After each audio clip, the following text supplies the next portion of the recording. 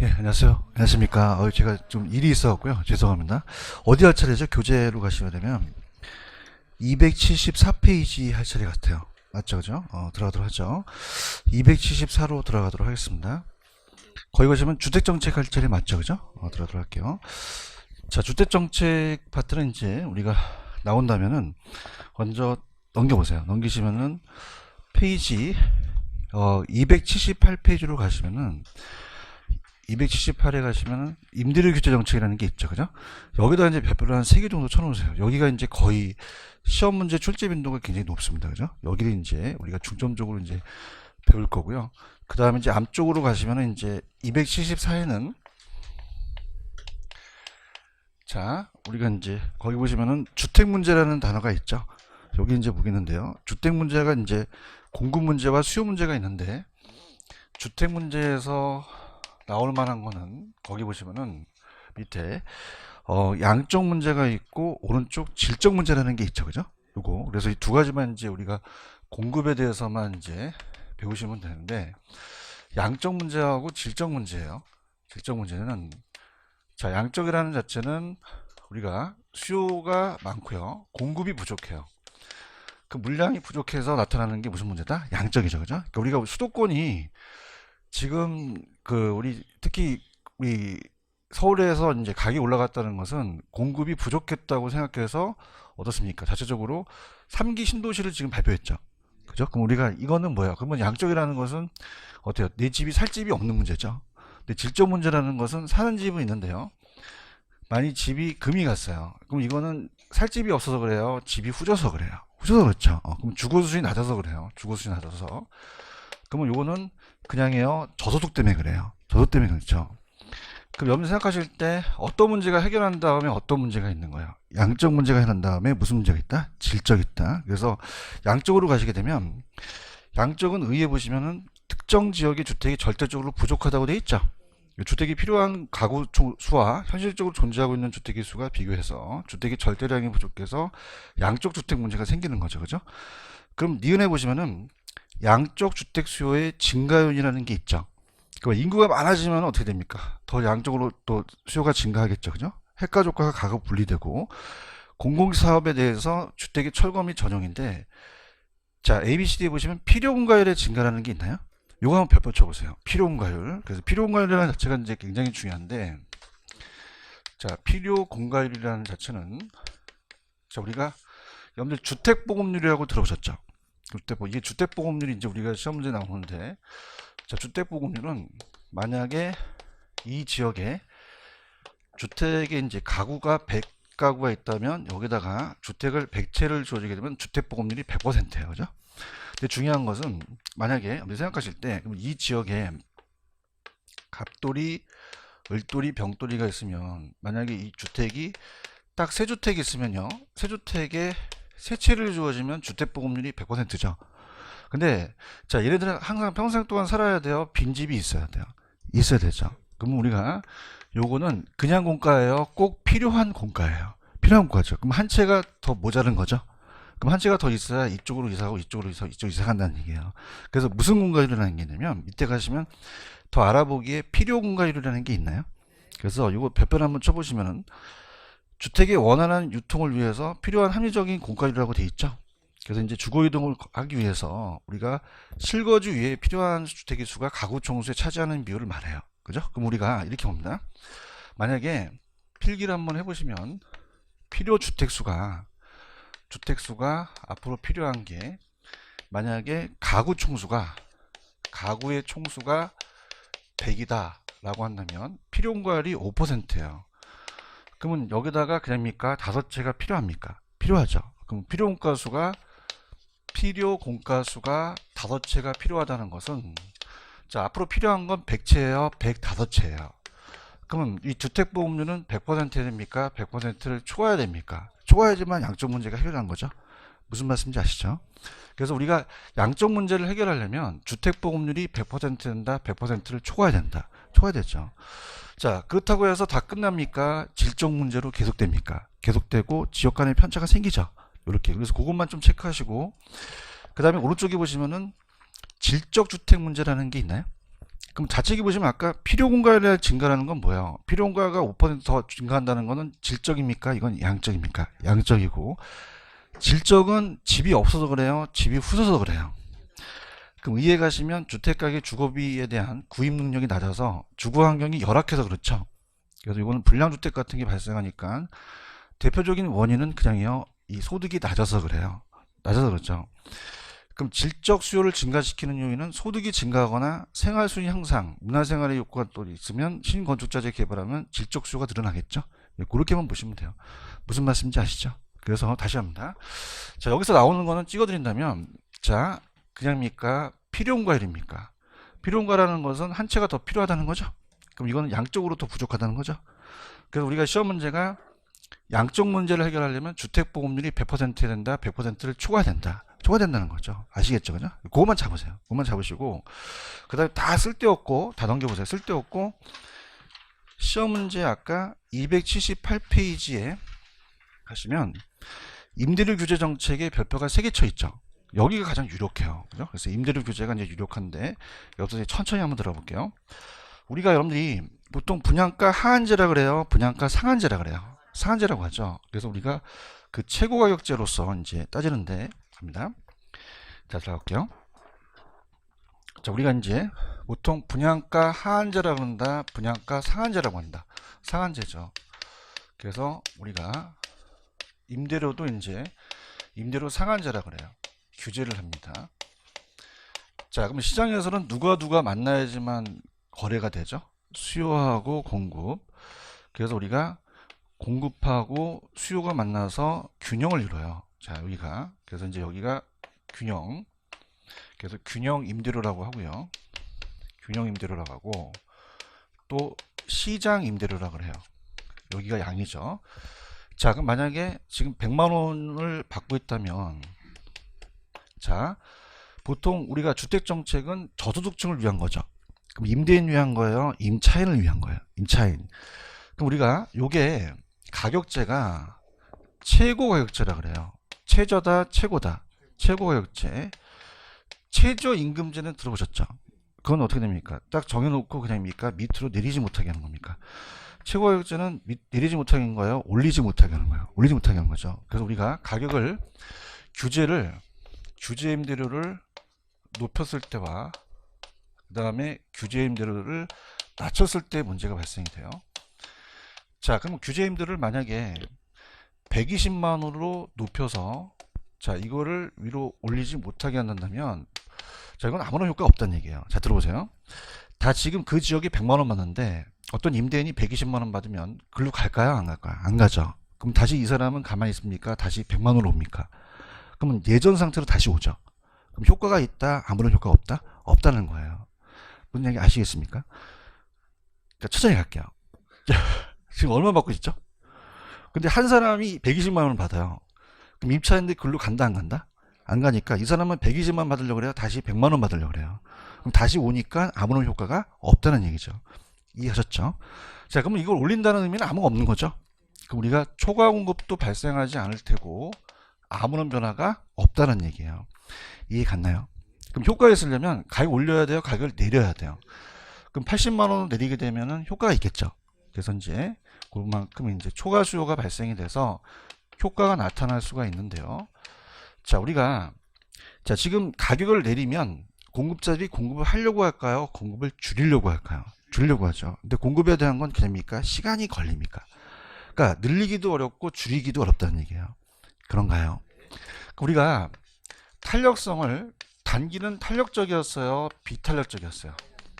단비라고 했었죠. 그러니까 단기는 비탄력적이기 때문에 아주 시간을 짧게 주면 공급을 못 줄인다는 얘기예요. 그죠? 그럼 우리가 그래프로 본다면, 자, 가격과 양을 본다면 단기는 완전 비탄력적이에요. 자, 무슨 말이냐?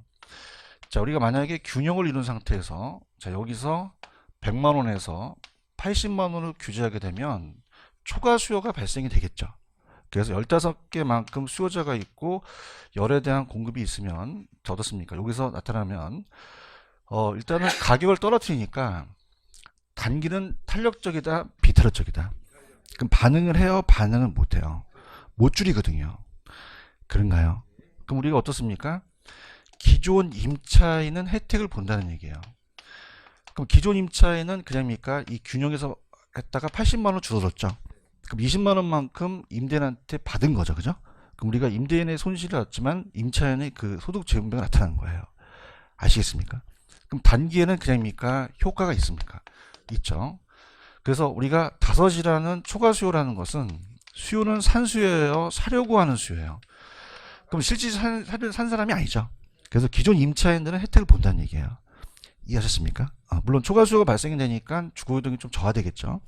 근데 장기는 비탄력적이에요? 장기는 탄력적이에요? 그럼 반응을 하죠. 그럼 공급을 할까요? 다른 용도로 전환시킬까요? 그럼 공급 물량이 확 줄어들어요. 그렇죠? 그래서 우리가 장기는 비탄력적이다, 탄력적이다? 탄력적이죠. 자, 아까 단기에서는 비탄력적이니까 공급을 줄였어요? 못 줄였어요? 못 줄였죠. 그래서 이제 이렇게 돼서 우리가 어떻습니까? 아까 단기는 못 줄인 상태에서 균형을 이루니까 요 정도에 대해서 우리가 100만 원에서 80만 원을 줄여버리니까 요만큼의 초과 수요가 발생을 했죠. 근데 장기는 그냥이요 탄력적이에요. 반응을 하죠. 그럼 그냥입니까? 공급량을 줄입니까? 줄이죠. 맞나요? 줄여도 되겠어요? 나 허락 받고 줄일게요. 그럼 이게 공급곡선이 이렇게 가요. 그냥입니까? 탄력적으로 갑니까? 그럼 어떻게 돼요? 공급을 줄여버리죠. 그럼 여기가 5개가 공급량이 되고요. 여기 15개가 수요량이 된다는 거죠. 대답 좀 해주세요. 그럼 수요가 10개가 더 많죠. 그럼 10개만큼 더 부족해진다는 얘기죠. 그러면 초과 수요가 더 벌어지니까 더 공급이 늘어난다, 공급이 줄어든다. 줄어들죠. 그럼 임대주택 구하기가 더 쉬워지겠어요? 어려워지겠어요? 어려워지죠. 맞아요? 그럼 공급만 줄어들어요? 질도 떨어져요. 떨어지죠. 그럼 우리가 임대인이 보일러 설치해 줄까 안 해줄까? 도배를 안 해줘요. 그러니까 우리가 임차인이 가갖고 야 해줘야 되는 거 아니야? 그랬더니 방을 빼라는 거야. 방 뺐더니 그냥이야 갈 데가 없어. 그냥이야 다시 들어가. 그래서 도배가 정이 들어요. 그러는 거지. 그럼 그냥이야 질적도 저하된다는 거죠. 아시겠습니까? 그럼 어떻게 됩니까? 우리가 여러분들 프리미엄 붙는다는 얘기 들어보셨어요? 그래서 우리가 이중가격 형성돼 갖고 여기선 지금 못 올리게 받을게 하죠. 그러면 그냥이야 뒷거래가 일어나. 그래서 우리가 120만 원 받아갖고 40만 원의 피가 붙어요. 피 아세요? 피가 뭐예요? 프리미엄. 뭐 잘하시네. 그래서 40만 원이니까 뒷거래가 나타난 거죠. 그래서 암시장이 형성돼요. 무슨 시장? 그럼 암시장이 형성된다면 자 보세요. 우리가 안표 팔면은 안표 파는 아줌마가 매표소에서 박수 치면서 팔아요. 모자 쓰고 와요. 그래서 일로 와봐요. 제 목소리가 굉장히 음성적이죠. 그죠? 어차피 강의 들으시면 그냥 즐기세요. 그죠? 일로 와봐요. 그럼 그냥이야 음성적이야. 그럼 음성적으로 지분이 나타나면서 프리미엄이 형성되는 거예요. 더 좋아진다? 안 좋아진다? 그럼 장기도 안 좋아진다는 거예요. 이게 가야 되는데? 그러면 어떻게 돼요? 질적이 저하되죠? 그럼 임대인도 갈 데가 없죠? 임차인도. 그럼 임차인의 기존 임차인의 이동이 활발하다? 좀 저하된다? 저하된다는 거죠. 그래서 내가 동그라미 칠게. 어디에서 더 효과가 있다? 단기 효과가 있어요. 단기에. 이해 가셨죠? 그래서 우리가 학자들이 단타를 치자는 얘기를 많이 하거든요. 그럼 장기는 더 좋아진다? 안 좋아진다? 안 좋아진다는 거죠. 이해하셨습니까? 자, 그럼 이제 책에 체크합니다. 집에 가면 한 개 없을까 봐. 이제 파란 색깔 위주로 갈게요. 펜 들어보세요. 개념에 보시면은 1번. 자, 이건 그냥이요. 저소득층을 위한 거예요. 임대인을 위한 겁니까? 임차인을 위한 겁니까? 자, 일종의 최저가격제예요? 최고가격제예요? 최고가격제고. 지금 파란 색깔은 잘 찾고 있어요? 그 다음에 임대료의 하한제다? 상한제다? 상한제죠. 그럼 동그라미 2번. 굵은 글씨. 그럼 시장가격보다 높은 수준, 낮은 수준. 낮은 수준의 최고가격을 설정하죠? 일종의 가격통제라는 얘기죠. 그런가요? 자, 그러면요. 일단 효과라는 단어가 있나요? 단어가 있으면은 제가 여러분한테 6번부터 오른쪽에 6번부터 유도할게요. 오른쪽 6번을 가보세요. 오른쪽 279페이지 가시면 6번 있나요? 아까 칠판을 잠깐 보시면은 다른데 100만원 받았는데 저쪽에 120만원 받은 분이 있었죠. 이분 그냥요 다시 100만원 받아요. 그럼 아무런 변화가 없다는 얘기예요. 지금 찾으셨어? 나 6번 하고 있는데 그럼 임대료 상한이 시장보다 높을 때는 어떻게 돼요? 임대료 규제할 경우는 이 임대주택 시장이 아무런 변화가 발생하지 않는다는 거죠. 그런가요? 아까 저분 120만 원 받아요. 다시 100만 원 받아요. 다시 그대로 온다는 얘기죠. 오케이? 그래서 즉 규제임대료를 시장보다 높게 규정하는 임차인의 효과가 없다는 얘기예요. 그런가요? 그러면은 좌측에 보시면은 그 효과에 나와 있는 것들은 다 가격을 높였을 때요, 낮췄을 때요. 낮췄을 때죠. 그러면 1번 임대주택에 대해서 초과 수요가 발생했죠. 그래서 임대주택의 초과 수요량이 늘어났고요. 2번 자 지금 여러분들 규제한다는 건 그냥입니까? 가격을 내린 겁니까? 그러면은 싸게 팔라는 얘기죠. 그럼 제목 임대주택 수익성이 어떻게 돼요? 악화되니까 공급이 어떻게 된다? 감소한다는 겁니다. 그런가요? 그래서 파란 글씨 임대료 규제는 장기적으로 공급을 더 감소시킨다고 나와 있나요? 어디에서 더 많이 공급을 감소시켜요? 장기예요. 그런가요? 니은번 별표 기출이 됐었는데 맨 밑에 가보세요. 따라봐요. 단비 장탄. 단기는 비탄력, 장기는 탄력적으로 된다는 거죠. 그렇죠? 그 다음에 오른쪽에 맨 위에 가시면은 자 아까 제가 도배를 해준다 그랬어요? 안 해준다 그랬어요? 그러면 두 번째 보시면 질적 순위 그냥이다 저하된다. 저하되죠. 그 다음에 임대규제 정책은 장기적으로 임대주택 공급은 감소하고 그럼 임대주택에 대한 관리가 부실하게 되니까 임차인의 주거이 더 악화되겠죠. 3번 장기로 가서는 그냥입니까? 더 공급이 감소합니까? 그럼 주택난이 더 심화되겠죠. 그 다음에 기억본에 보시면 기존 임차인들은 공급이 감소하다 보니까 새롭게 이주될 이주택이 어때요? 부족하다 보니까 주거이동이 활발해요? 저하돼요? 그럼 니은의 파란 색깔 기존 임차인들도 주거이동이 깊이 되겠죠. 그 다음에 니은의 파란 색깔 가시면 신규 임차인들은 규제 임대료보다 높은 임대료를 지불해서도 임대주택을 구할 수밖에 없는 상황에 직면한다고 되어 있나요? 자 무슨 말이냐 자 들어보세요. 보통 기존 임차인들이 이 직장이다 보니까 그냥입니까? 도심에 있습니까? 도심에 있죠. 얘기해 보세요. 근데 얘네들이 이동을 해야 안 해요? 안 한다는 거죠. 맞습니까? 그럼 신규 임차인데 들어오려니까 임차 가구가 없죠. 그럼 그냥 돼요? 외곽으로 나가야 돼요. 그죠? 나가서 신규 임차인들이 외곽으로 나가니까 출퇴근에 대한 출근 비용이 많이 들어간다는 거죠. 맞습니까? 그럼 우리가 아까 들어가갖고 살려고 그랬더니 그냥이야 아줌마가 모자 쓰고 와. 그래서 암시장에 대한 형성이 될 수밖에 없어요. 그럼 암시장에 대한 지불을 기존 임차인보다 신규 임차인이 해야 된다는 얘기예요. 이게 가야 되는데 그럼 신규 임차인들이 더 좋아진다 안 좋아진다? 안 좋아진다는 거죠. 아시겠어? 그 다음에 디귿번의 파란 색깔 아줌마 모자 쓰고 왔지? 어떻게 뭐라 그래? 일로 와봐요. 그죠? 그냥이야 굉장히 음성적인 지불이야. 음성적인 지불이 나타나죠. 찾았습니까? 그냥입니까? 이중가격이 형성됩니까? 이중가격이 형성되고 4번에 보시면은 파란 색깔 그럼 임대료 규제는 임대주택 공급이 탄력적인 반응하면 즉 공급이 더 많이 감소하죠. 그럼 장기적으로는 임차인의 주거 환경이 더 악화될 수 있다는 거죠. 그런가요? 자 5번에 가시면은 임대주택 공급이 완전 비탄력적이라고 돼 있죠. 자 이건 단기예요. 장기다 단기다? 그럼 완전 비탄력적이라는 것은 가격을 내려도 공급을 줄인다 못 줄인다? 전혀 못 줄이거든요. 그러면 효과가 있죠. 그래서 우리가 지금 나와 있는 거기 보시면은 이 임대인의 소득 일부가 임차인한테 기속되는 소득재 분배 효과가 나타난다는 게 시험 문제에 나왔다는 얘기입니다. 이해하셨죠? 그래서 우리가 밑에 임대료 규제 효과에 핵심 콕콕이 있어요? 그럼 콕콕 한번 해볼게요. 자 이거는 그냥요 저소득층을 위한 거예요. 임대인입니까? 임차인입니까? 그러면 시장금리보다 낮았을 때 최고액제 상한제죠? 공급이 감소 수요가 증가합니다. 그럼 임대인은 낮은 임대료다 보니까 그냥입니까? 수익성이 하락합니까?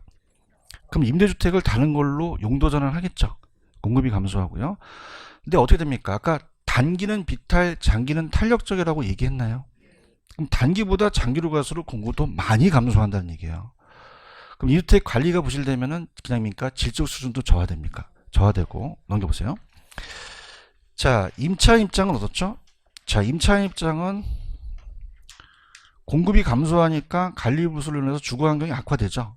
기존 임차인들이 주거 이동이 활발해요, 감소해요. 신규 임차인들은 암시장에 대한 지불을 해야겠죠. 그럼 임대료가 이중가격이 형성된다는 겁니다. 맞나요? 자, 그러면 밑에 저번에 이제 프린트를 안 갖고 있을 것 같아서 확인 예제 문제 3번이 왜 틀렸는지 한번 지적해 보세요. 확인 예제 문제 3번 280페이지.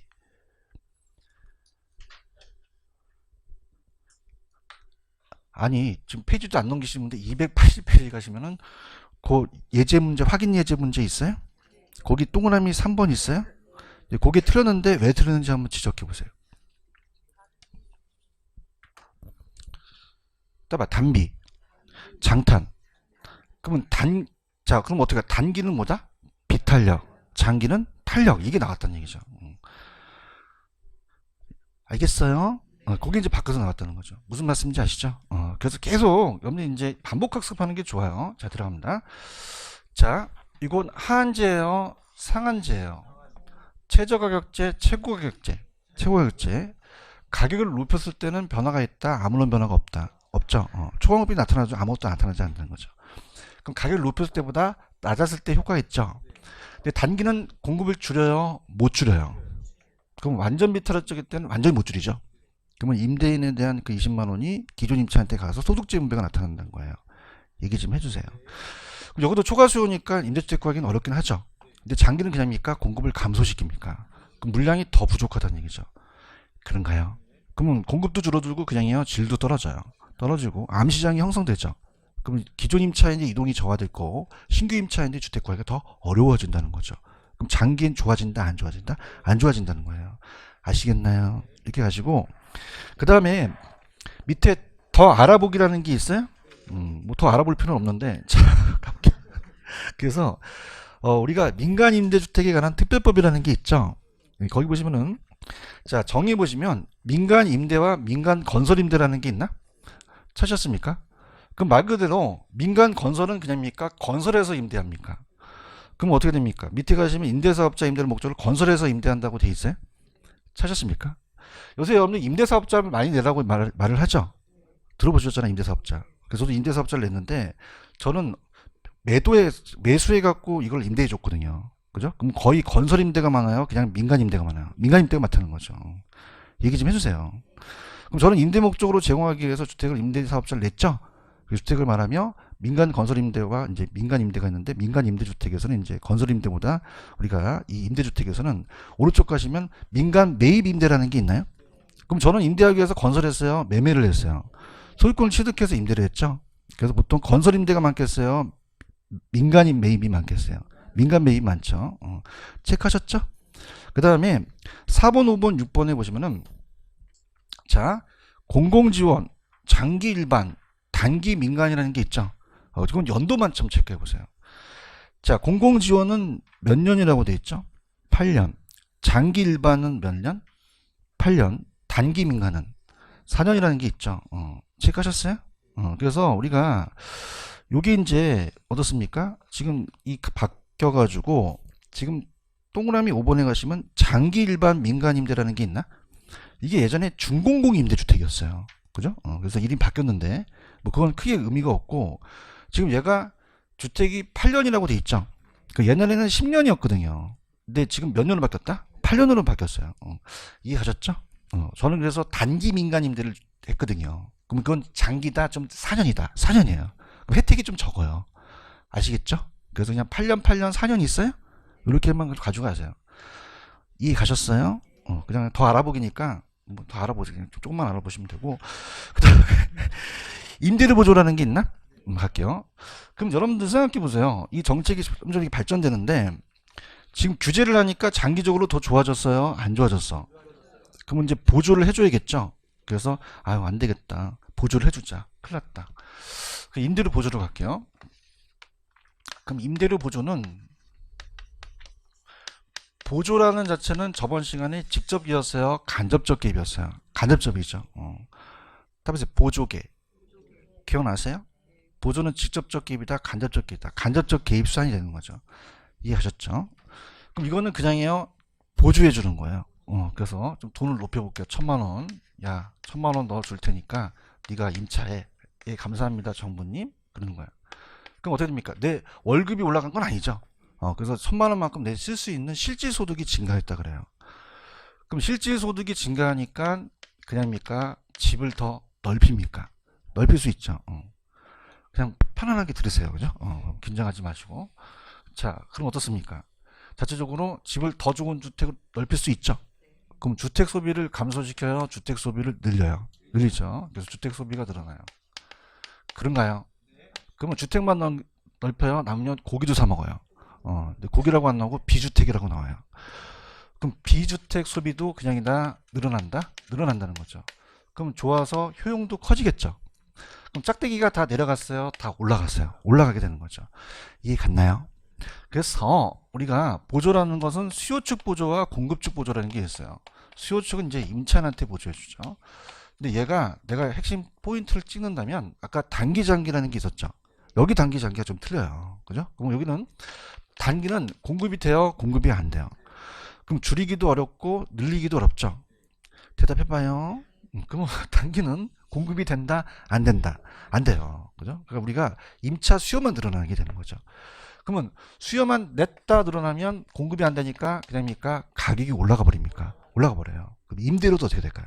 올라가 버리죠. 무슨 말 아시겠어요? 그럼 가격도 올라가고 임대료도 올라가다 보니 어떻게 생각하십니까? 그냥입니까? 임대인만 좋습니까? 기존 공급자 임대인이 초과인이 발생하는 거죠. 그렇죠? 그러면 단기는 임차인이 좋다, 임대인이 좋다. 임대인 혜택이 있어요. 그런가요? 그래서 임대인 혜택을 한다는 거죠. 그럼 얘네들이 돈을 많이 버니까 그냥이야 돈독이 올라. 그럼 그냥이야 공급을 시작하죠. 웃으면서 하세요. 그럼 그냥이야 장기에는 공급을 해. 냈다 들리는 거죠. 맞습니까? 그럼 얘는 공급이 가능한 건 단기다, 장기다? 장기예요. 그럼 공급이 감소한다, 공급이 증가한다? 증가하죠. 그럼 가격이 어떻게 될까요? 올라가요? 어지러워. 내려가죠. 그 수요 공급이 안 되는 거예요. 공급 물량이 많으니까 가격이 떨어지겠죠. 그죠? 가격 어떻게 한다고? 내려가죠. 맞아요? 그럼 가격만 내려가요? 임대료도 내려가요. 그럼 효과가 있겠죠. 그래서 우리가 임대료도 내려가고 가격도 내려가니까 그냥입니까? 임차인한테 갑니까? 그럼 여기서는 어디가 효과가 있다? 장기에 가서 효과가 있다는 거예요. 맞나요? 그래서 이게 이제 키포인트가 돼요. 무슨 말씀인지 아시겠어요? 그 다음에 요 보조가 두 가지가 있어요. 현금으로 줄 수도 있죠. 그래서 우리가 두 가지가 있는데 현금 보조와 집세 보조가 있는데 들어갑니다. 그러면 만약에 소득 현금으로 주면은 1,000만 원을 현금을 줘버려요. 그러면 어떻습니까? 집을 더 좋은 주택 살 수 있죠. 주택 소비도 늘어나고 남으면 그냥요 고기도 사 먹어요. 그 효용도 커지죠. 근데 뭐가 문제냐면 자꾸 1,000만 원을 주니까 집을 넓혀요. 차를 바꿔요. 외제차 바꾸고 1,500cc, 3,000cc 바뀌기 시작한 거죠. 그렇죠? 그 따봐요. 주택 바우처. 그런 게 나와요. 따봐 바우처. 바우처는 쿠폰이죠. 그러면 주택을 차를 못 바꾸는 거예요. 그래서 주택 바우처라는 현물 제도가 만들어지는 거죠. 그럼 바우처는 현찰이야, 쿠폰이야? 쿠폰이에요. 그래서 이건 현금이야, 현물이야? 현물 보조를 하는 거예요. 맞나요? 그럼 바우처는 우리나라 제도야, 외국 제도야? 어떻게 알았지? 영어니까. 그러니까 외국 걸 돌아온 걸 갖고 왔는데 우리나라 지자체에서 일부에 시행되고 있어요. 그럼 쿠폰을 임차인이 받으면 임대인한테 주죠. 그럼 임대인이 지자체 바꾸는 거예요. 아시겠어요? 그래서 우리가 이 가격 보조라는 게 만들어져요. 그래서 우리가 현금으로 주지 말고 집세로 주자는 거죠. 그죠? 그래서 우리가 요건 따라서 집세. 그럼 1,000만 원을 집세에만 쓰라는 얘기죠. 그럼 어떻습니까? 1,000만 원만큼 내가 돈이 들어왔죠. 그러면 그 가격이 좀 낮아졌다고 생각하니까 주택 소비도 넓힐 수 있고 다른 걸 또 살 수가 있으니까 효용도 커지죠. 그런가요? 근데 소비자는 쿠폰을 원할까요? 현찰을 원할까요? 현찰을 원하죠. 그래서 여기 앞에 있는 어머니 오늘 생일이에요. 그래서 제가 현금으로 1,000만 원 드릴까요? 도서상품권 1,000만 원 드릴까요? 그럼 어떤 거 달라고 했어요? 현찰 달라고 하죠. 얘기해 보세요. 그럼 현찰 주면 그냥입니까? 집을 넓히고 그냥 남으면 고기도 사 먹어. 사 먹죠. 고기만 사 먹어요? 날술도 먹어. 어머 뿅 간다 하죠. 그죠? 그래요? 그러면 효용 측면에서 중요한 건 뭐다? 현금 보조가 낫다는 거예요. 그런가요? 그러면 현금 보조는 소비자의 효용 측면에서 그냥이다 유리하다는 거죠. 그렇죠? 근데 정부 입장에서는 어떤 거를 하는 게 정책 목표가 있을까요? 집세죠, 그죠? 그래서 집세 보조가 이게 정책의 목표에 더 달성할 수 있다는 거죠. 이해하셨습니까? 그래서 언급이 없으면 다 현금 보조가 아니라 이게 다 집세 보조란 얘기예요. 이해하셨습니까? 요거는 현금 보조다, 다 집세 보조다? 집세 보조를 말하는 거죠. 이해하셨죠? 자, 그럼 우리가 수요 측만 보조해 줄까요? 공급 측도 해줄까요? 그럼 공급 측도 해주죠. 만드는 사람. 그럼 공급 측한테 해주게 되면은 공급 측이 생산자 보조 방식이라 그래요. 생산자 보조 방식. 자, 그러면 건설 자금 이자를 좀 다운 시켜줍니다. 그럼 건설 자금 이자를 줄이게 되면 생산비가 늘어나요? 생산비가 줄어들어요? 그럼 공급을 늘릴 수 있죠. 근데 공급이 단기는 공급이 되나요? 공급이 안 되나요? 안 되죠. 그럼 수요도 자극이 없으니까 아무런 변화가 없겠죠. 맞나요? 그럼 나타난다는 건 단기 나타난다, 장기 나타난다. 장기에 공급이 늘어나죠.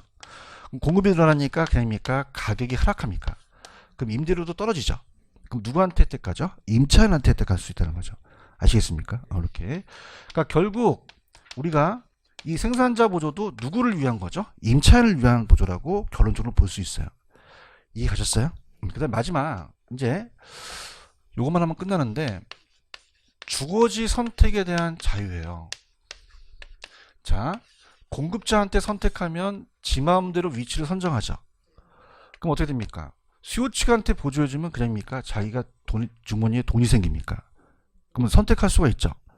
그럼 주거지 선택한다는 건 공급자가 낫나요? 수요자한테 주는 게 낫나요? 수요자한테 주는 게 낫죠.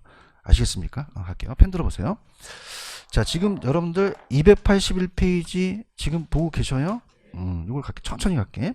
그래서 자, 이 개념에 보시면은 요것도 임대료 보조도 일정 수준 이하의 고소득을 위한 거예요? 저소득층을 위한 거예요? 저소득층이죠. 지금 보고 있어요? 그것만 보시면 되고, 그 다음에 3번에 가시면 임대료 보조는 정부가 임대주택 시장에 직접 개입이다, 간접적 개입이다. 간접적 개입 방법 제가 하라는 것만 하세요. 그 다음에 밑에 보시게 되면은 수요자 보조금 정책이라는 게 있나요? 그러면 제가 지금 어디를 말씀드리면 하나, 둘, 세 번째 보시면 밑줄 쳐보세요. 임대주택 수요자한테 보조금을 지급하는 방식은 생산자한테 보조금을 지급하는 방식보다 그냥입니까? 임차인의 주거지 선택 자유롭습니까? 자유롭죠. 맞나요? 그럼 다시 갈게. 임차인의 주거지 선택을 자유롭게 하는 것은 자, 임대주택 수요자한테 보조하는 게 생산자보다 낫죠? 이렇게 보시고요. 그 다음에 단기, 장기라는 게 있는데 자, 이거는 제가 넘겨보세요. 넘기시면은 조그만 박스가 하나 있을 거예요. 찾았습니까? 찾았나요? 그걸로 정리하세요. 단기, 장기 있어요? 그럼 단기는 공급이 돼요? 안 돼요? 안 되니까 보조금만 지급하니까 효용 증가해서 실질소득이 향상해서 수요만 증가했죠? 대답하셔야 됩니다. 공급이 된다, 안 된다? 그럼 가격이 어떻게 되죠? 그럼 임대료도 누구한테 혜택합니까? 임대업자한테 가죠. 체크하셨죠? 그죠? 그 다음에 장기 있어요, 장기? 장기는 그냥이야 공급을 늘려. 그럼 임대주택 공급이 많이 늘어나죠? 그럼 임대료가 하락하죠? 그럼 누구한테 혜택 간다? 임차인한테 혜택 가는 거죠. 힘 좀 내세요. 그 다음에 오른쪽 박스로 한번 가볼게요. 박스로. 왔다 갔다 하면 힘드니까 여러분들이 왔다 갔다 하면 짜증날 것 같아서 오른쪽 가시면 박스가 하나 있어요. 박스 있어요? 현금을 주는 게 그냥이에요. 현금 보조예요. 그럼 현찰로 줬죠? 그럼 보조금을 일부를 임대주택 소비 나머지 금액을 다른 재화를 살 수 있다는 거죠. 그냥이야 고기도 사 먹어. 사 먹죠. 근데 고기라고 안 나오고 다른 재화라고 나와요. 찾았습니까? 그럼 선택의 폭이 넓다는 거죠. 그러면 그냥입니까? 선택의 폭이 넓어집니까? 그럼 임차인의 효용 측면에서는 현금 보조가 낫다는 거죠. 그런가? 근데 1,000만 원 보조해 주니까 얘가 집을 넓혀 차를 바꿔. 그래서 따라 바우처. 그래서 알아보기에 바우처가 나온 거죠. 바우처는 현금이야, 현물이야. 그 바우처가 현금이 아니죠. 얘기해봐요. 그래서 이게 우리 기출문제에 임대료의 일부의 쿠폰 형태로 지급된다고 나왔었어요. 그럼 이것도 임대인을 보호한 거예요? 임차인을 보호하는 거예요? 임차인. 그럼 정부가 받은 이 어때요? 임차인이 임대인한테 바우처를 주면 이 바우처를 임대인이 지자체에서 현금을 바꿀 수 있죠? 이렇게 가시면 됩니다. 요거 이해 가셨습니까? 그래서 나온 게 박스에 보시면 그냥이요. 임대료 보조예요. 임대료 보조가 나온 거죠. 그런가요? 그럼 임대료 보조는 현금을 줘요? 바우처로 줘요? 그러면 차를 못 바꾸죠? 보조금 전액을 임대주택에 소비하는 그 바우처로 주거급여 같은 걸 주거든요. 그럼 효과는 어떻습니까? 정부 입장에서는 낮잖아요. 그럼 사회 정책적인 주택 소비량 증대와 주거 수준 향상의 정책 관점에서는 현금이 낮다, 임대료 보조가 낮다. 임대료 보조가 낮다는 거죠.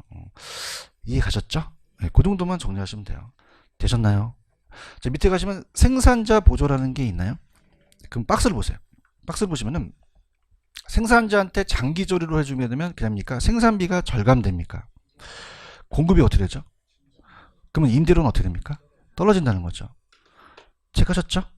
근데 이 저자분이 책을 잘 쓰셨는데 아까 누가 넘기라 그래서 넘기지 마시고 자 넘기지 마시고 단기 효과 있다, 장기 있다.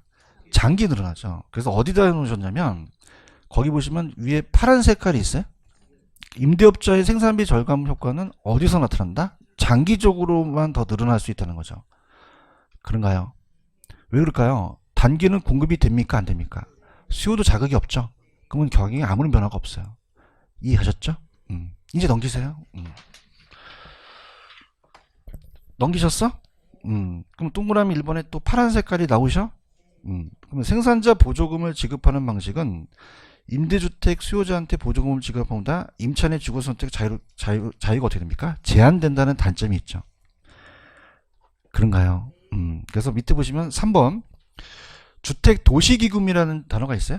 그래서 이런 것도 이제 이 부동산 투자회사 같은 이제 공공임대주택 리츠나 민간임대주택 리츠에 대해서 임대주택 건설 공급에 관한 자금을 지원할 때는 생산자 보조 방식이라고 되어 있죠. 그래서 공공임대는 이제 생산자 보조 방식을 또 많이 쓴다는 얘기죠. 이해 가셨죠? 그러면 밑에 문제 확인 예제 문제 하나 있나요?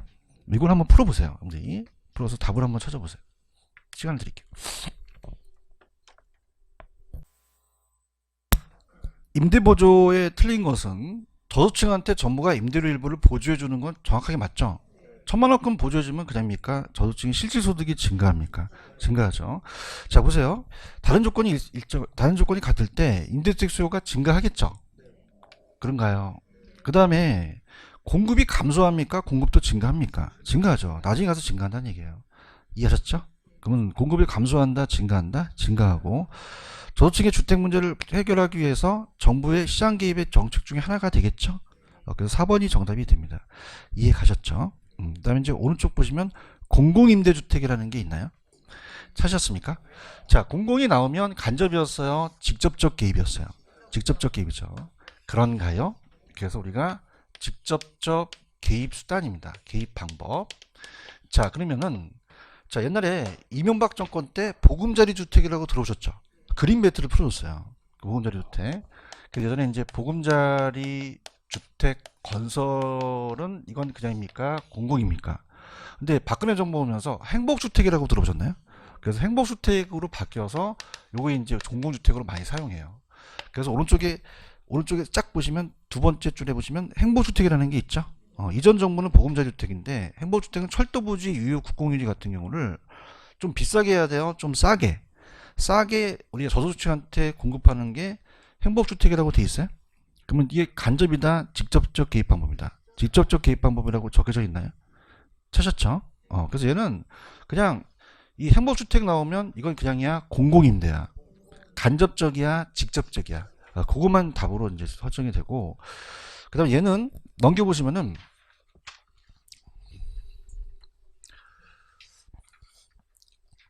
사적시장 임대주택에 미치는 효과라는 게 있죠. 이 단기 효과가 20년서부터 한 번도 안 나와요. 그럼 출제 빈도가 높다, 낮다, 낮아요. 그래서 제가 이거는 낮은 거는 3, 4월 달에 돌릴 거예요. 이해 가셨어요? 네가 몰라서 강의 안 하는 게 아니야? 그런 게 하지 마시고요. 이게 왜냐면은 강사가 20년 하다 보면은 나오는 부분이 있거든요. 아시겠죠? 그죠? 그냥 믿고, 이건 나중에 한대더라. 그죠? 왜냐면 이건 되게 좀 어렵습니까? 자체적으로 좀 난이도가 있어요. 근데 지금서부터 안 나오는 걸 머리 아파 가면 안 되잖아. 내 말이 틀려요? 맞죠? 그래서 내가 하라는 것만 하고 다 해줄 거야. 걱정하지 말고 전페이지 펴보세요. 펴보시면은 아까 공공은 간접이다, 직접이다. 직접 이렇게 가지고요. 그래서 이제 마음 편안하게 나올 것만 열심히 하란 말이야. 그죠? 그래서 이제 이게 왜 힘드냐면 얘는 사적 시장하고 공적 시장으로 나눠져요. 그럼 아까 사적 시장에서 임대료 규제 기억나시죠? 그럼 임대료 규제는 그냥입니까? 가격을 내리라는 겁니까? 내리는 정부에 대한 정책이죠.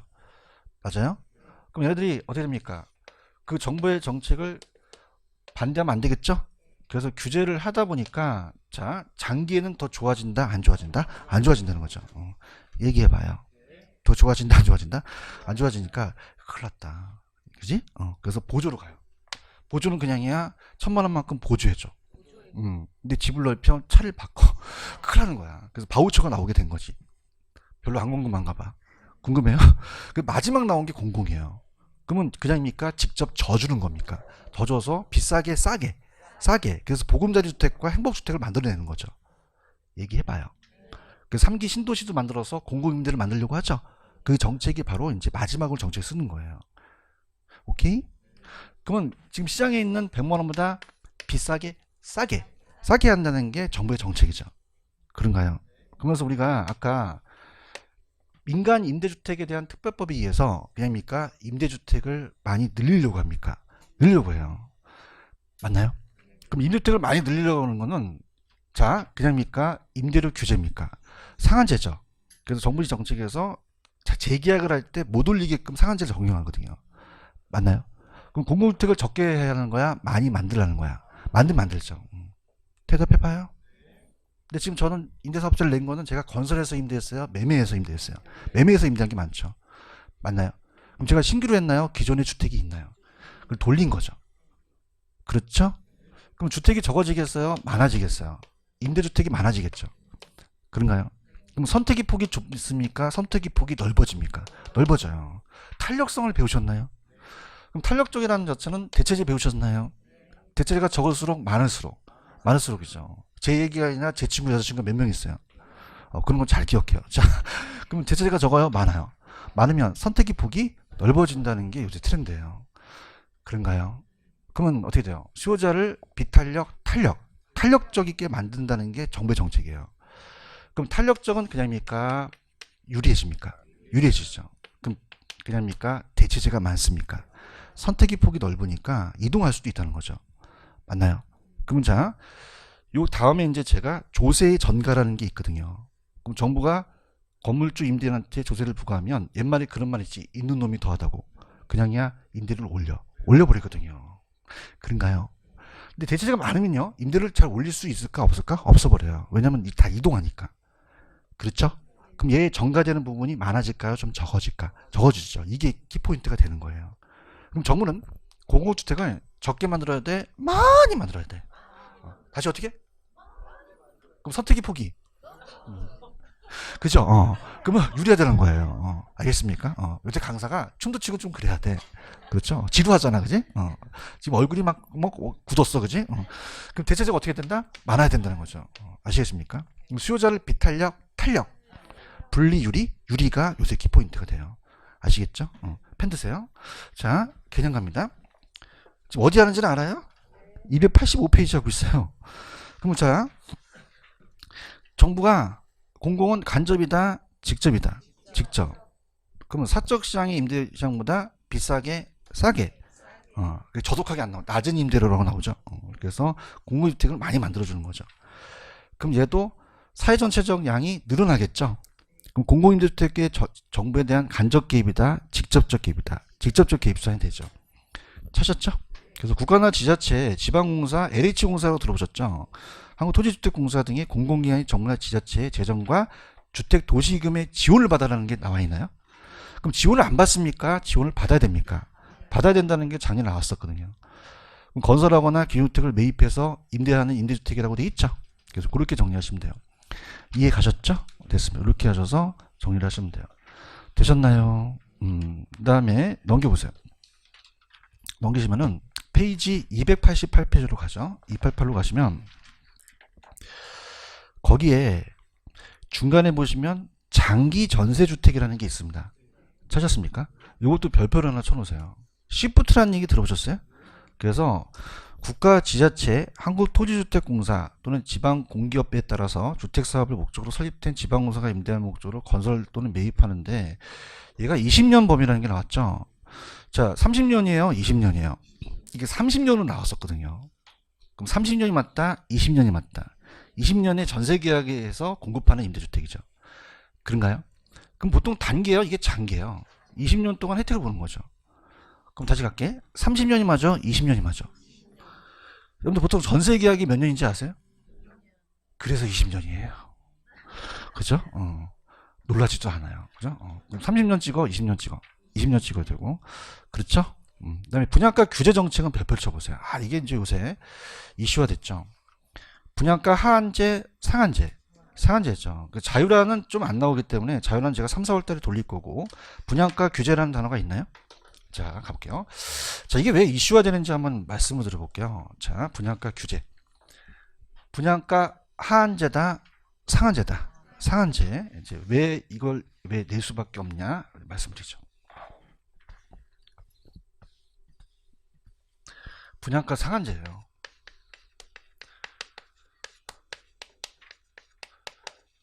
자, 그럼 시장에서는 누가 만나야지만 균형을 이루죠? 수요와 공급이죠. 그런가요?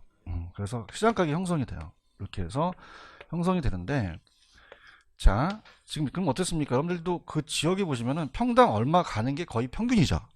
그래서 이제 우리가 시장 가격이 형성이 돼 있어요. 그래서 이제 이 지역이 시장 가격이 만약에 그냥 가볍게 볼게요. 1000만 원이다 라고 한다면, 자, 하한제요, 상한제요. 최저가격제, 최고가격제, 최고가격제죠. 그런가요? 그럼 밑으로 내리지 못하게 하는 거예요? 올리지 못하게 하는 거예요? 그러면 가격을 내려버리는 거예요. 맞나요? 그럼 이것도 그냥입니까? 저소득층을 위한 겁니까? 저소득층에 대한 부담을 완화시키는 거죠. 이해 갔어요? 그럼 가격 올리면 될까요? 안 되죠. 그럼 이따가 문제 풀 때 시장 가격 이상으로 하면 된다, 안 된다? 안 됩니다. 아무런 효과가 없어요. 그럼 이상으로 해야 돼요? 이하로 내려야 돼요. 내려야 되죠. 그래서 규제를 해서 니네들 800만 원만 받아. 그 이상으로 받으면 잡아간다? 이렇게 하는 거예요. 그죠? 예? 그러면 이제 이걸 못 올린다는 거죠. 맞나요? 근데 이게 굉장히 좀 이슈화가 돼요. 왜냐하면 요즘 여러분들 재건축이라고 들어보셨습니까? 뭐 리모델링도 제가 분야에 투자했는데, 제가 이제 보게 되면은 어떻습니까? 이 자체적으로 이 재건축이나 이런 거라면 그냥입니까? 시세 차익이 좀 있죠. 그러다 보니까 가격이 좀 올라가 버려요. 그러니까 분양가를 건설회사가 내릴까요? 올리려고 할까요? 올리려고 하죠. 얘기 좀 해봐요. 정부는 어떻게 돼? 내리려고 하죠. 그냥이야 싸워서 항상 분양가 갖고 지자체에서 막 실갱이를 해요. 응? 그래서 이게 문제가 발생되는 게, 분양가 상한제는 가격 올리라는 거예요? 가격을 내리라는 거예요? 그 분양가 인상, 분양가 인하가 발생이 되죠. 그렇죠? 그럼 분양가가 인하하면 공급자들의 수익성이 악화되죠. 그럼 공급을 늘릴까요? 공급을 줄여버릴까요? 줄여서 물량이 줄어든다는 얘기죠. 그렇죠? 그럼 공급만 줄어들어요? 질도 떨어져요. 신규 물량이 안 나오죠. 그럼 중고주택 가격이 상승해 버리거든요. 그럼 그냥입니까? 시세 차이가 납니까? 그럼 실수요가 늘어나요? 투기 가수요가 늘어나요? 가수요가 늘어난 거죠. 그런가요?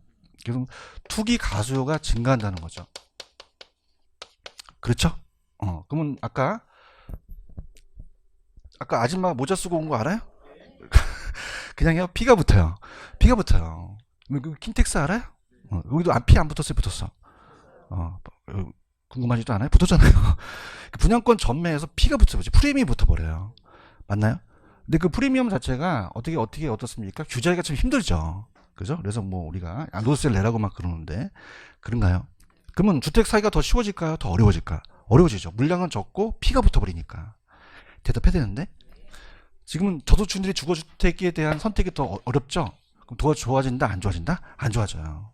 맞아요? 할게요. 지금 288페이지는 보고 있는 거예요. 그럼 우리는 분양가 규제는 첫 번째 줄, 신규주택의 분양가를 시장가격 그냥 이상 이하. 고소득을 위한 거다, 저소득층을 위한 거다. 저소득층. 지금 체크 잘하고 있는 거예요. 최저가격제, 최고가격제. 그럼 이것도 세 번째 보시면 가격을 규제한 거죠. 그럼 어떤 일이 벌어지겠어요? 오른쪽 파란 색깔 위주로. 그럼 효과가 신규 분양주택에 대한 초과 수요는 발생했죠. 근데 이번 주택건설업자가 됩니까? 수익성이 악화됩니까? 그럼 장기적으로 공급이 늘어나요? 감소해요? 감소해버리죠. 그런가요? 그 다음에 밑에 우리가 3번에 가시면은 분양주택이 그냥입니까? 프리미엄이 형성이 됩니까? 그럼 분양권을 불법으로 전매하는 부작용이 발생하니까 투기 수요가 늘어나죠. 그러면 4번의 별표. 그럼 분양 시장에서 정부의 규제가 과도할 경우 가격 기능을 왜곡시켜 자본 부문의 효율성을 더 저해하니까 좋아져요, 더 안 좋아져요? 그럼 저소득층에 대한 주거 안정이라는 본래의 목적과는 달리 소득 불균형의 문제가 심화되죠. 그 형평성을 저해할 수도 있다는 얘기죠. 이해 갔나요? 그러니까 무슨 말이냐, 다시 갈게. 일로 봐요. 가격 올린 거예요, 가격을 내린 거예요? 그러면 그냥요, 저소득층을 위한 거예요. 그런가요? 근데 이 자식들이 공급을 한다, 안 한다? 안 하니까 물량이 적어버려요. 그런가요? 그럼 그냥입니까? 주위에 있는 중고주택 가격도 올라가 버립니까? 부담이 더 가져가는 거죠. 그렇죠? 딱 살려고 그랬더니 그냥입니까? 아줌마가 모자 쓰고 옵니까? 모자 쓰고 와요.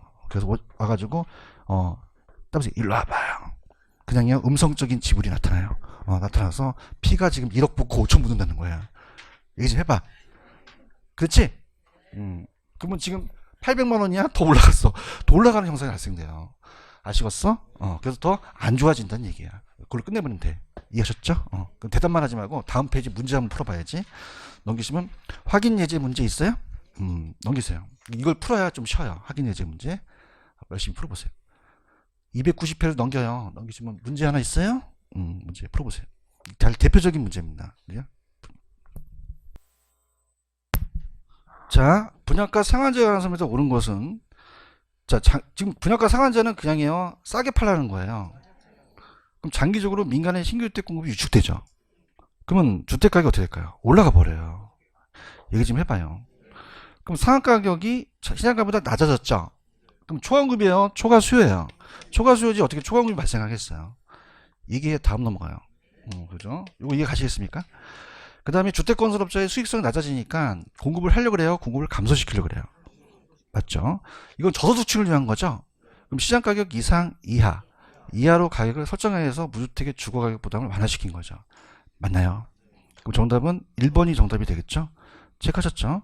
그 다음 오른쪽 보시면 더 알아보기에 선분양 후분양이 있어요.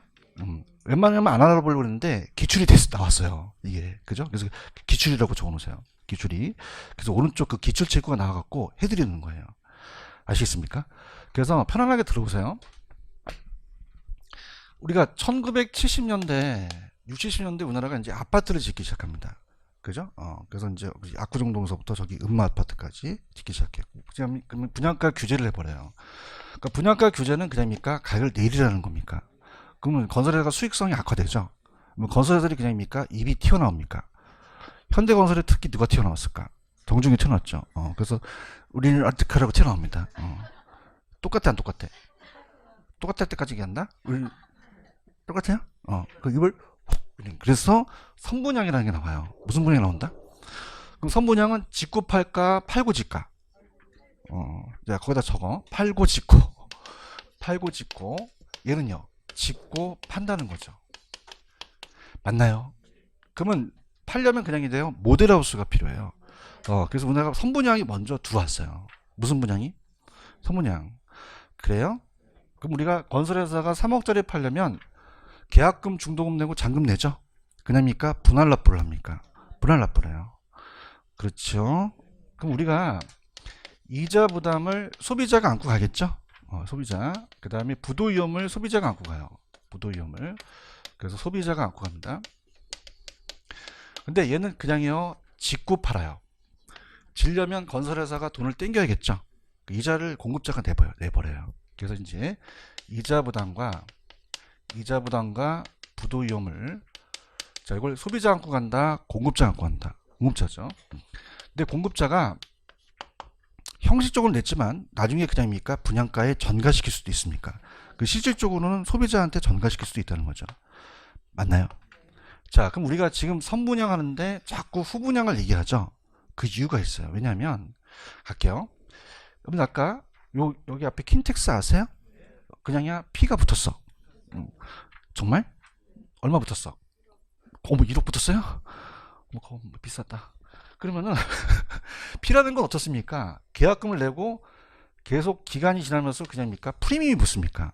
프리미엄이 붙어버려요. 맞나요? 그럼 우리가 어떻습니까? 실수요가 늘어날까요? 투기 가수요가 늘어날까요? 투기 가수요가 늘어나버려요.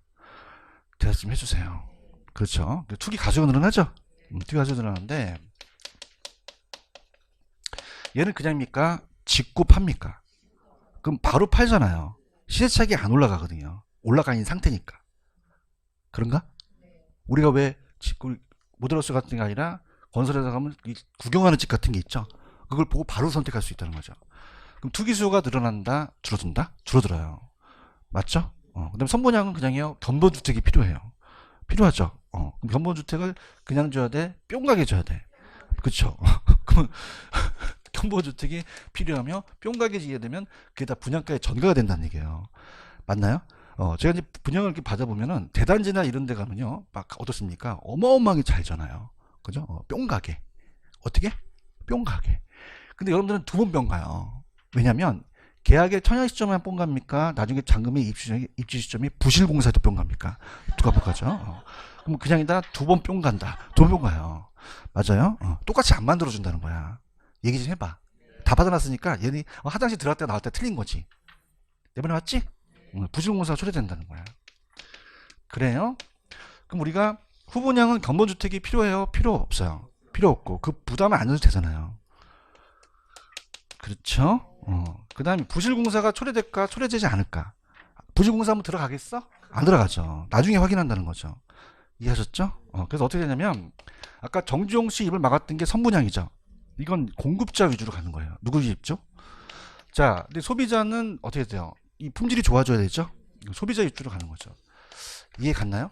자, 그럼 어떻게 생각하십니까? 지금 이 제도가 우리나라가 후분양이에요? 지금 선분양이야? 선분양이 있으니까 문제가 발생해요. 얘기 좀 해봐요. 그냥이야 프리미엄이 붙어. 그렇죠? 맞죠? 프리미엄 붙어갖고 막 난리치잖아요. 그죠? 그냥이야 이 견본주택이 또 필요하고 부실공사 초래하죠? 그러니까 이게 문제가 발생하니까 후분양으로 가려는 거죠. 무슨 분양으로 지금 가려고 한다. 근데 문제점이 있다는 얘기예요. 이게 시험에 나왔는데 자 보세요. 선분양은 그냥입니까? 팔고 짓습니까? 돈이 들어오죠. 그럼 계속적으로 부지를 사고 계속적으로 아파트를 지어야 되거든요. 그럼 공급이 줄어들겠어요? 공급량이 늘어나겠어요? 늘어나거든요. 이해 갔나요? 근데 후분양은요. 그냥입니까? 짓고 팝니까? 지려면 그냥이 돼요. 공급자가 돈을 땡겨야 돼요. 근데 잘 빌려줄까 안 빌려줄까? 안 빌려줘요. 맞아요? 저도 건설회사에 있었는데 아파트에 그 건설회사가 그냥입니까? 도급순위가 있습니까? 그러면 일군 업체 같은 데 들어보셨어요? 이런 건 이제 뭐 포스코라든지 레미안 같은 애들. 그러면 그네들은 바로바로 돈을 빌려줘요. 근데 중견회사 같은 경우는 돈을 잘 빌려준다 안 빌려준다? 안 빌려줘요. 그럼 대형 건설사에 독점을 갈 수 있다는 거죠. 얘기해봐요. 이게 나왔어요. 그럼 공급이 늘어난다, 공급이 줄어든다? 줄어들기 때문에 문제가 발생하는 거예요. 그런가? 그럼 그냥이 돼요. 해결을 해야 돼요. 해서 해보세요. 프로젝트 파이낸싱. 입을 열어요. 프로젝트 파이낸싱. 이건 원래 SOC 사업에다가 하려고 들어왔는데 지금 무슨 분양으로 가려고 하죠? 그러면 소형건설사 같은 건 돈 안 빌려주죠. 근데 프로젝트로 대단지 같은 경우는 돈이 되죠. 대단지가 이렇게 켜주고 여기 GTX가 뚫리고 여기 스타필드가 들어서요. 그럼 그냥이야 대박이야. 그럼 이런 것들은 파이낸싱을 해주겠다는 거예요. 얘기 좀 해봐. 그렇죠? 그래서 대단지 같은 데 가시면은 이제 계약서상에 보시면 PF를 많이 일으켜요. 이해하셨죠? 그럼 PF라는 것은 무슨 분양을 정착하려고? 후분양을 정착하는 거죠. 맞나요? 그럼 이해를 일으키면 그냥입니까? 공급이 늘어납니까? 늘어날 거 생각한 거죠. 이해하셨죠? 그 다음에 이제 생각되는 게 또 문제가 발생되는 게 목돈 부담이에요. 자, 선분양 그냥이요. 분할 납부가 가능해요. 그러면 3억 주고 계약서 쓰죠. 그럼 계약금 내고 분양 받아보셨어요? 받아봤어야 되는데? 그럼 6개월이 지나죠? 실무니까 알아야 돼요. 몇 개월 지나야 돼? 6개월 지나면 첫 중도금을 내요. 중도금 또 무이자가 될 수도 있지만 보통 얘가 이자 부담만 하겠죠. 이해 갔나? 그럼 그냥이야 분할 납부가 가능해. 목돈 부담이 안 들어간다는 거예요. 아시겠습니까? 그래서 목돈 부담이 커진다, 목돈 부담이 좀 작아진다, 작아져요. 그렇죠? 그래서 우리가 3억 내고 중도금을 한 3천 달라고 한다면 어떻게든지 구할 수 있잖아요. 그죠? 융통할 수 있잖아. 그래서 을순이가 지금 3천만 원 중도금이 없어요. 그럼 그냥입니까? 친정으로 달려갑니까? 달려가서 엄마한테 엄마 나 자살하고 싶어. 어머 이쁜 딸아 왜 그러니? 그때 뭐 중도금 없으면 해약하래. 그런 거야. 그럼 아빠 몰래 짱 먹은 돈 이따 주죠. 그럼 목돈 부담이 큽니까? 좀 작습니까? 작아요. 근데 후분양은 3천만 원이 필요해요. 3억이 필요해요. 목돈 부담이 작습니까? 큽니까? 크죠? 그래서 엄마한테 엄마 3억 줘. 나 후부장인데 나 자살하고 싶어. 그때 뭐라 그래 엄마가? 죽어있냐? 그래서 나온 게 모가지다 모기지다 모기지론이에요. 보금자리론이라고 들어보셨어요? 보금자리론 못 들어봤나? 그럼 도대체 한 게 뭐야? 뭐 분양도 안 받아봤다? 그러면 보금자리론은 무주택 서민들을 위해서 70%까지 땡겨줘요. 그럼 보금자리론을 한다는 자체는 그냥입니까? 목돈 부담을 좀 줄인 겁니까? 후분양으로 관련 취지죠. 이해하셨죠? 그래서 제가 이걸 찍었어요. 이거 꼭 나온다. 테커스 있을 때. 그러면 선분양은 그냥이요. 공급이 늘어나요. 후분양 공급이 줄죠? 얘기 좀 해봐요. 근데 집에 가는 순간 바뀌죠? 그럼 야매가 필요합니까? 야매. 야매. 후분양 그냥이야. 짝대기가 내려가. 공급이 내려가요. 놀라는 것 같지가 않아요. 후분양은 따면서 그냥 서 있어요. 그러면 이 공급이 늘어나죠? 없던 걸로 가요. 그래서 아따 힘들다. 그러면 자 갈게요. 선분양 후분양이 있어요? 다 하지 말고 후분양의 단점이죠. 단점. 자 왜 그러냐면은 얘기해 볼게요. 우리가 지금 선분양으로 가야 됩니까? 후분양으로 가야 됩니까? 근데 후분양의 장점을 알아야 돼요? 단점을 알아야 돼요? 단점 쪽에서 시험 문제 나와요. 내 말 믿어 그냥. 알겠죠? 단점 보고 있어? 그럼 선분양에 비해서 주택을 구입하는 소비자 초기 자금 부담이 크잖아. 목돈 부담이. 아까 을순이가 엄마한테 가서 3억 달라니까 엄마가 뭐라 그래? 큰일 났다. 그럼 부담이 커진다는 거야. 그래서 그냥이야 보금자리론이 나와. 보금자리론을 출시한 거야. 대답해야 다음 넘어가요. 맞아요? 근데 주택건설업자는 건설자금 직접 조달해야 하므로 자금 조달이 어렵죠. 주택 공급이 감소하죠. 그럼 대형건설사에 그냥입니까? 독점으로 갑니까? 그래서 프로젝트 파이낸싱이 나타난 거죠. 맞나요? 그 다음 아까 건설자금 이자를 건설업자가 형식적으로 냈지만 그냥입니까? 나중에 전가시킬 수도 있습니까? 전가시킬 수 있죠. 이 세 지문이 시험에 나온다는 얘기예요. 이해 갔나요? 그럼 오른쪽에 그 기출됐던 27회 때 기출 체크가 왜 틀렸는지 한번 지적해 보세요. X가 됐는데 왜 틀렸는지. 약간 제가 야매했던 게 나옵니다.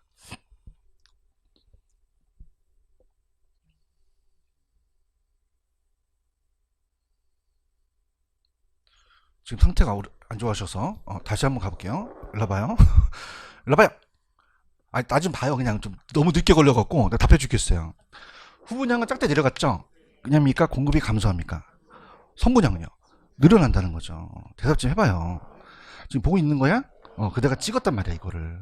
왜냐면 이건 분명히 나올 것이다. 그럼 어디서 더 그 공급이 감소하겠어요? 선분양이야 후분양이야? 어떻게 알았어? 짝대 내려가잖아. 강의에 참여 좀 하자니까. 아시겠죠, 그죠? 그럼 후분양이 더 공급이 감소한다는 거죠. 맞나요? 그래서 주택 공급을 더 위축시킬 수 있다는 거예요. 건설업체가 직접 조달하는데 자금도 더 많음으로 사업 부담이 증가하죠. 그 따라봐요. 프로젝트 파이낸싱. 그래서 프로젝트 파이낸싱을 건설회사한테 마구마구 빌려줘요. 그런가요? 근데 분양이 잘 돼야 안 될 수도 있어요. 그래서 부산 저축은행이 부도났다는 게 그때 분양이 안 돼 버려갖고 저축은행이 부실채권 넘어간 거예요. 아시겠습니까? 이해 가셨어? 다시 갈게. 자 봐요. 선분양은 그냥입니까? 팔고 짓습니까? 그러면 그냥이요 공급이 늘어나요. 늘어나죠. 대체의 마지막 기회예요. 그래요? 근데 얘는 그냥이요 짓고 팔아요. 질리면 은행 가야죠. 빌려줘요? 잘 안 빌려줘요? 안 빌려주기 때문에 대형건설사의 독점으로 가죠. 그럼 결론적으로 그냥입니까? 공급이 줄어듭니까? 그죠? 그래서 프로젝트 파이낸싱이라는 거를 이 건설회사한테 많이 빌려줘서 활성화시킨 거죠. 맞나요? 그래서 이 후분양은 짝대가 내려가니까 그냥 다 공급이 감소한다. 그냥 서 있어. 아따, 그죠? 그러면은 후분양이 감소한다는 얘기예요. 아시겠습니까? 그래서 27회 때 내가 정확하게 해커스에서 찍었어요. 그죠? 이거 분명히 이 공급이 나올 것이다. 라는 거죠. 아시겠습니까? 그럼 올해는 공급이 나오는 게 아니라 목돈 부담이 나올 수도 있죠. 아까 선분양은 3천만 원 어떻게든지 구할 수 있었죠. 대답 좀 해봐요. 그러면 선분양 그냥입니까? 목돈 부담이 줄어듭니까? 줄어들죠. 맞아요? 근데 얘는 그냥이야 3억이 필요해. 그럼 목돈 부담이 많아진다는 거죠. 그래서 그게 이제 단점이 될 수 있다는 거죠. 이해했습니까? 그럼 목돈 부담을 안 줄여줘야 돼요? 줄여줘야 돼요. 그래서 보금자리론 같은 걸 막 출시하게 되는 거죠. 오케이? 그 다음에 또 하나가 있는 게 청약제도 아시죠? 그럼 그러면 후분양으로 하게 되면 청약제도가 없어질 수도 있거든요. 청약을 그냥입니까? 저축을 유도합니까? 그런 게 있죠. 그래서 우리가 후분양으로 가려고 하더라도 문제점이 발생되는 거야. 그래서 이 연사 찍는 게 그냥이야 후분양의 단점이야. 단점을 찍는 거죠. 오케이? 됐으면 이렇게 되겠습니다. 조금만 쉬었다가 갈게요. 쉬세요.